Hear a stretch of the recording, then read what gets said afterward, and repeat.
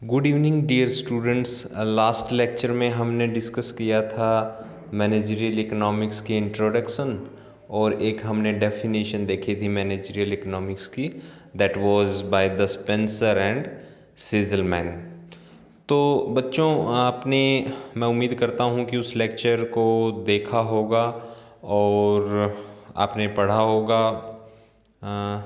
कुछ बच्चों का मुझे रिस्पांस भी आया है कि ये जो इंग्लिश मीडियम में आप पढ़ रहे हैं तो किसी बच्चे को थोड़ा मुश्किल लग रहा होगा, लेकिन मैं आपको बताना चाहूँगा बच्चों, ये सिंपलेस्ट डिप्लोमा होता है अपना जो डिप्लोमा इन बिजनेस मैनेजमेंट होता है। एक तो इसमें आपको जो +1 में फिजिक्स केमिस्ट्री मैथ जो अदर डिप्लोमाज में जो पढ़ते हैं वो नहीं होता इसके अंदर। इसमें जो सिंपल कॉमर्स जैसे सब्जेक्ट होते हैं और दूसरा जो आपकी +2 होती है, +1 और 2, उसमें थियोरेटिकल पार्ट बहुत ज़्यादा होता है, तो आपको बहुत कुछ लर्न करना होता है। लेकिन ये जो टेक्निकल एजुकेशन है इसका पैटर्न ऐसा होता है, इसमें आपको थियोरेटिकल इतना ज़्यादा नहीं करना होता, यहाँ पर आपको सीखना होता है। तो इसका जो प्रैक्टिकल पार्ट है वो ज़्यादा है। मैंने आपको जैसे बताया था कि आपके 40 मार्क्स के 2 इंटरनल असेसमेंट होगी जो अपने डिपार्टमेंट लेवल्स पे होगी, और उसके अंदर आपका 40% सिलेबस तो वैसे ही कवर हो जाएगा। वो सब अपने हाथ में होता है या टीचर के जैसे प्रैक्टिकल के मार्क्स होते हैं, तो इसमें कोई चिंता करने की बात नहीं है आपको।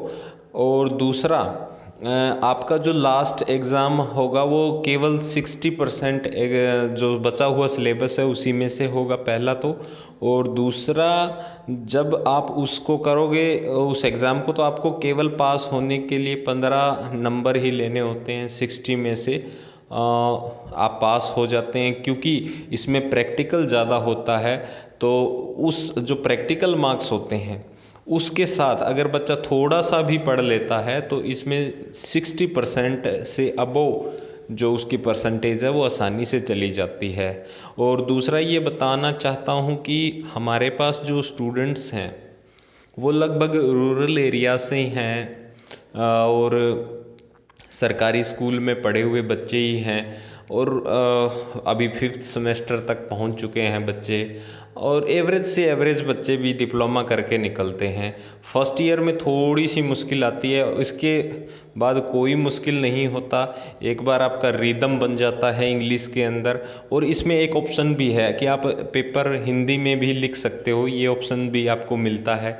तो ऐसा कोई ज़रूरी नहीं है कि आपको 100% ये इंग्लिश में ही लिखना है, फ्लेक्सिबिलिटी होती है, आप हिंदी इंग्लिश में मिला के भी लिख सकते हो।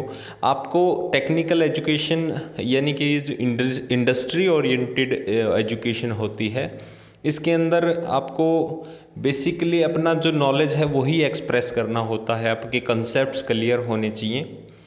तो ऐसा कुछ भी मुश्किल नहीं है। और इसके अंदर जो मैनेजमेंट के अंदर जो अभी हम इंग्लिश पढ़ रहे हैं, इसमें ग्रामेटिकल और इतना कुछ कोई आपका पेपर में नहीं देखता, आपको सिंपली इसको लिख देना होता है। तो किसी भी बच्चे को चिंता करने की ज़रूरत नहीं है, कोई टेंशन कि वो ये इंग्लिश मीडियम में होता है इसलिए मैं नहीं पढ़ पाऊँगा। This is very simple diploma, और अभी हम शुरुआत ही कर रहे हैं, तो आने वाले कुछ टाइम के बाद आप बहुत कंफर्टेबल हो जाओगे। इसमें सिंपल से कॉन्सेप्ट्स हैं, कुछ भी मुश्किल नहीं है, प्रैक्टिकल ज़्यादा है। और प्रैक्टिकल जो आपको पता ही है उसमें कोई एग्ज़ाम आपका होता नहीं है थ्योरी का, तो आपको सीखना ज़्यादा है, पढ़ना कम है। पहला पॉइंट अब जैसे ये है, आप स्कोप्स को डिस्कस कर रहे थे, तो इसमें आपको 5 पॉइंट याद रखने हैं और कुछ भी नहीं है। अब ये 5 पॉइंट अगर आपने याद कर लिए,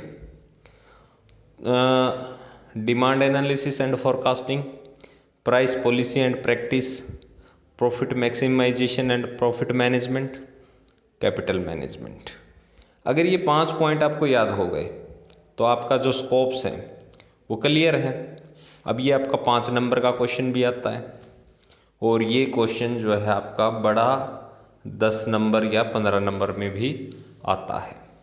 अब इसके अंदर आपको कुछ भी नहीं करना है, सिंपली ये पॉइंट आपको याद हो गए तो इसके अंदर जो मैं एक्सप्लेनेशन दूंगा वो आप अपने हिसाब से लिख देंगे, तो वो कोई भी आपके मार्क्स जो है वो काटने वाला नहीं है अगर आपकी ये पाँचों पॉइंट सही हैं तो ये चीज़ मैं आपको बताना चाह रहा था।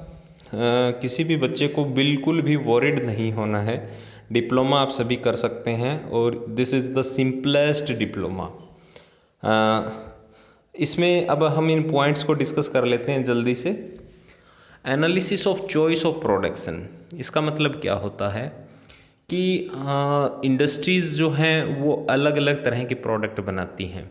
अब आपको चूज़ करना होता है कि आप कौन सा प्रोडक्ट जो है आपके लिए मोस्ट सूटेबल है।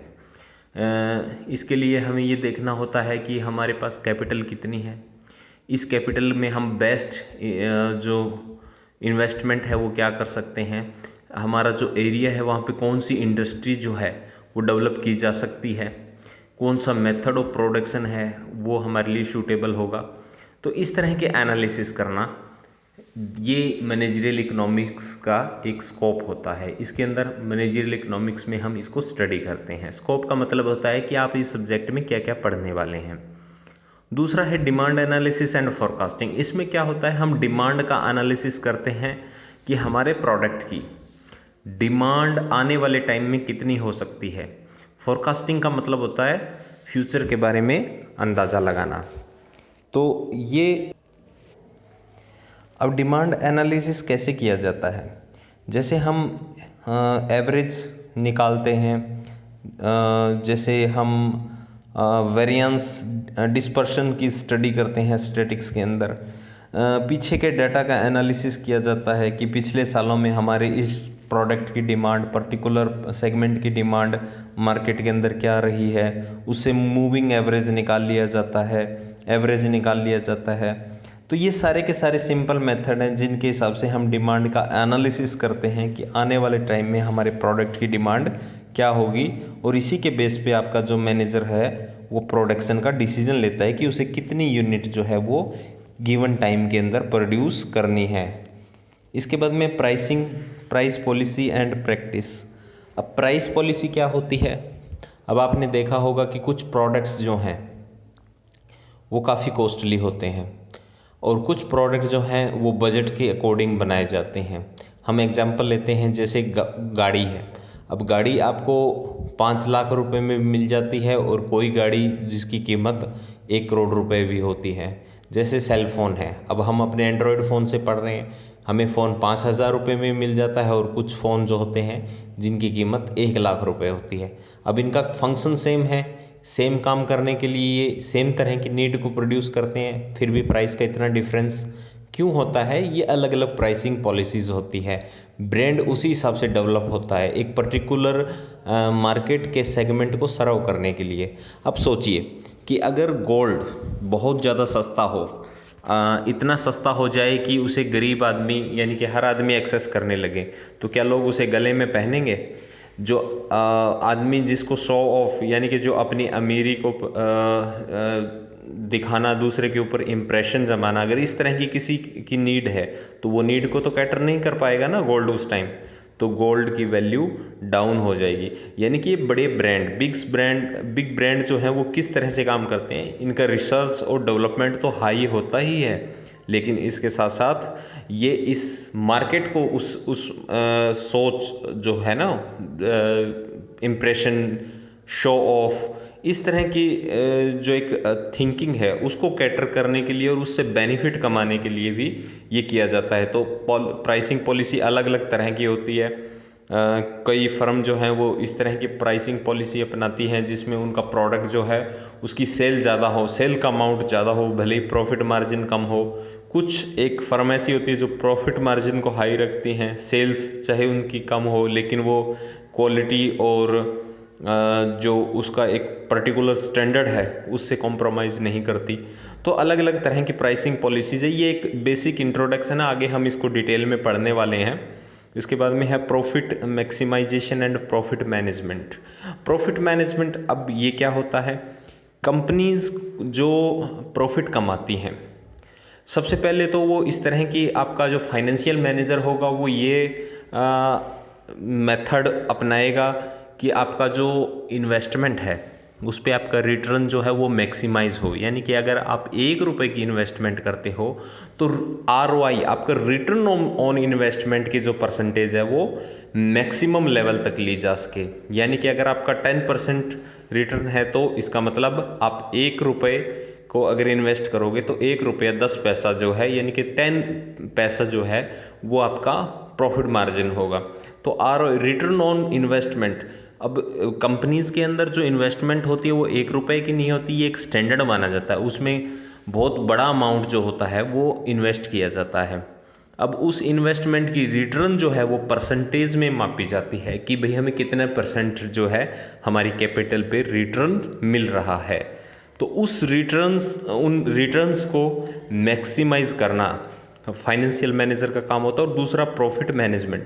प्रॉफिट, अब कंपनी ने बहुत जब बिजनेस करती है तो बहुत ज़्यादा अमाउंट में वो प्रॉफिट कमा लेती है, क्योंकि जिन कंपनीज़ का कैपिटलाइजेशन बहुत ज़्यादा है, जो बहुत लार्ज कंपनी है जैसे टाटा हो गई, रिलायंस हो गई, इनके ग्रुप के अंदर बहुत सारी कंपनीज़ हैं, इनका प्रॉफिट जो होता है वो बहुत ज़्यादा अमाउंट होता है।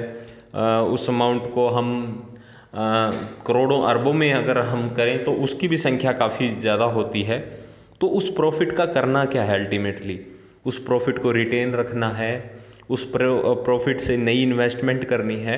ये सारे के सारे डिसीजन जो हैं वो आपका मैनेजरियल इकोनॉमिस्ट और फाइनेंशियल मैनेजर लेते हैं। और लास्ट पॉइंट है कैपिटल मैनेजमेंट। अब कैपिटल मैनेजमेंट क्या होता है?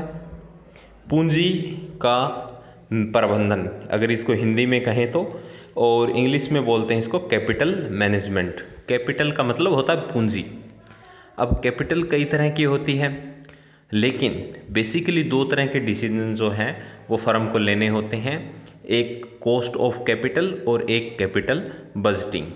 कॉस्ट ऑफ कैपिटल वो कैपिटल होती है, वो रिक्वायरमेंट कंपनी की जो उसे डेली बिजनेस करने के लिए चाहिए होती है, यानी कि बिजनेस को चलाने के लिए भी पैसा चाहिए, और जो रोज़ाना के काम है जैसे वेजेस है, बिल्स हैं, इस तरह के फ्यूल के चार्जेस हैं, इस तरह के जो चार्जेस हैं इनको मीट करने के लिए कैपिटल कॉस्ट ऑफ कैपिटल। और जो बड़े डिसीजन है जैसे कि कोई बड़ी मशीन लेके आनी है, कोई बिल्डिंग कंपनी के अंदर बनानी है, कोई और रियल एस्टेट कंपनी को डेवलप करना है, इंफ्रास्ट्रक्चर डेवलप करना है, तो इस तरह के डिसीजन कैपिटल बजटिंग, जिसमें बहुत बड़ी जो अमाउंट में कैपिटल है वो चाहिए होती है। तो इन सब का एनालिसिस कैपिटल मैनेजमेंट के अंदर होता है। तो ये 5 स्कोप्स हैं मैनेजरियल इकोनॉमिक्स के। बस ये आपको ये 5 पॉइंट याद करने और कुछ भी नहीं है। अगले लेक्चर में हम डिस्कस करेंगे role of managerial economist. Thank you.